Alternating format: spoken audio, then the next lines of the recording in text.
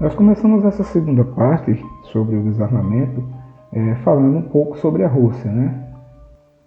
A Rússia vai implantar um modelo de desarmamento que vai ser seguida por todos os ditadores e tiranos daí para frente. O que acontece?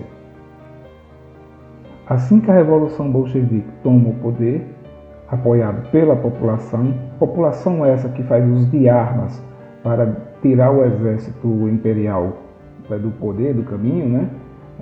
A primeira medida que Lenin tende a tomar é simplesmente desarmar essa população. Por que ele faz isso? Nem todos queriam a queda do czar e acontecem algumas revoltas em regiões isoladas. E para abafar essas revoltas e manter a hegemonia do poder, o que Lenin faz é desarmar a população gradualmente, alegando que agora a mãe russa passará a proteger a todos e que eles não precisam mais pegarem armas para ficarem seguros.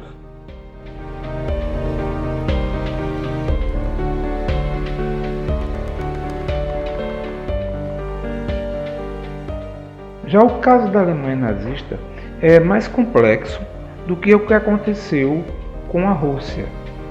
Muitas das leis alemãs que foram colocadas para desarmamentos, na verdade, não foram feitas pelos nazistas. Elas foram herdadas ainda de um período democrático. Essas leis que haviam sido criadas pelo parlamento alemão, em teoria, tinham as melhores das intenções. Mas, como nada é perfeito, elas acabaram caindo na mão dos nazistas. E aí veio o período autoritário e homicida que nós já conhecemos. Elas haviam sido criadas porque na época a Alemanha estava um caos econômico herdado da Primeira Guerra. Também, grupos extremistas que não se conformavam com a rendição da Alemanha na Primeira Guerra tentavam acabar com a ordem democrática e assumiram o poder através da força. E foi justamente para tentar diminuir esse clima de rebelião que, em 1919, o governo alemão passou a redigir a primeira lei que controlava o armamento da população e exigia a entrega total de todas as armas de todos os civis. Em 1928, uma lei mais branda foi colocada pelo governo. Agora, o povo não estava proibido de possuir arma, mas todo aquele que possuísse tinha que registrar suas armas nas delegacias de polícia mais próximas, requerendo então da delegacia a permissão para possuir e portar armas de fogo no território alemão.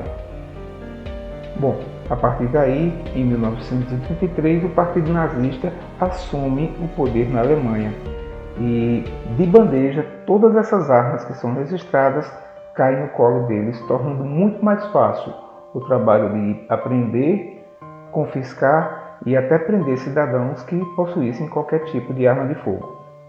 Já em 1938, houve uma flexibilização para porte e posse de arma de fogo, mas isso não valia para todo mundo.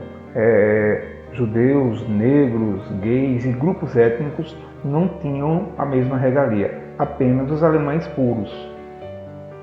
E no dia 11 de novembro de 1938, foi assinada uma lei proibindo que judeus pudessem comprar qualquer tipo de arma de fogo, de munições e, em alguns casos, até de armas brancas.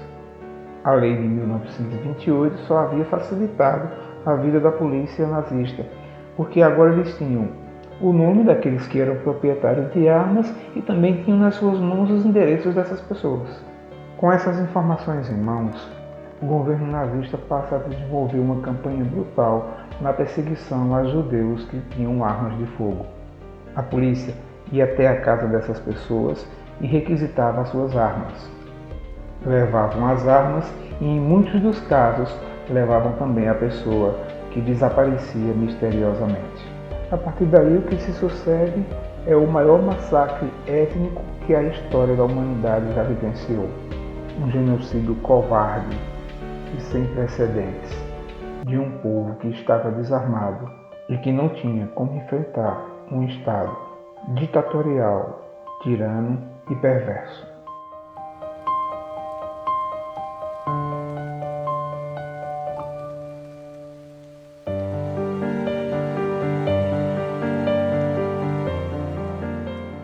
uma célebre frase de Mao Tse-tung, onde ele diz o seguinte: o verdadeiro poder político emana de uma arma, e o Partido Comunista deve comandar todas as armas. E dessa maneira, nenhuma arma comandará o partido.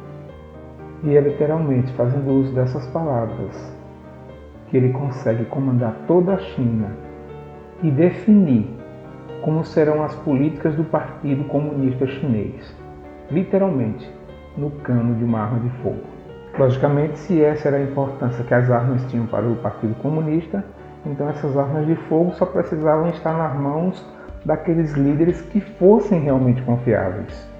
Inspirado na Revolução Russa, o Partido Comunista Chinês passou a ganhar força em 1925, especialmente nas regiões rurais, afastadas das grandes cidades, onde as pessoas tinham pouca resistência a oferecer a esses revoltosos, que eram apoiados pelos soviéticos.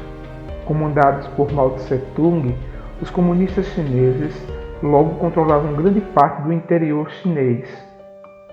E em 1927 eclodia a Grande Guerra Civil entre comunistas e o exército nacionalista daquele país. Mas para que a revolução acontecesse, a tropa comunista de Mao Tse-tung precisava se armar. E como é que eles conseguiam se armar? Eles passaram a adotar uma tática que viria a se tornar muito eficiente dentro da China. E essa tática era bem simples. Eles atacavam alguma aldeia ou cidade pequena, sequestravam ali o seu líder, chefe ou parente de alguém, e como resgate ele pedia que todas as pessoas entregassem as suas armas ao partido, sob a forte ameaça de matar aquela pessoa caso o pedido não fosse atendido. E quando o pedido era acatado, eles voltavam, agora armados, e saqueavam aquelas cidades. Assim eles obtinham as armas suficientes para a luta e também recursos financeiros que pudessem sustentar a milícia comunista. Além disso, aquela cidade que havia sido saqueada agora era um alvo fácil, porque estava desarmada e empobrecida. Um projeto perfeito para a implantação da sociedade comunista que tanto eles queriam. Assim, aos poucos, Mao Tse-tung ia dominando o território chinês. E com o fim da Segunda Guerra Mundial, os russos passam a dar um apoio maior a Mao Tse-tung. Então, em 1949, depois de uma forte batalha com os nacionalistas, Mao Tse-tung consegue entrar em Pequim e assim implantar a República Popular da China.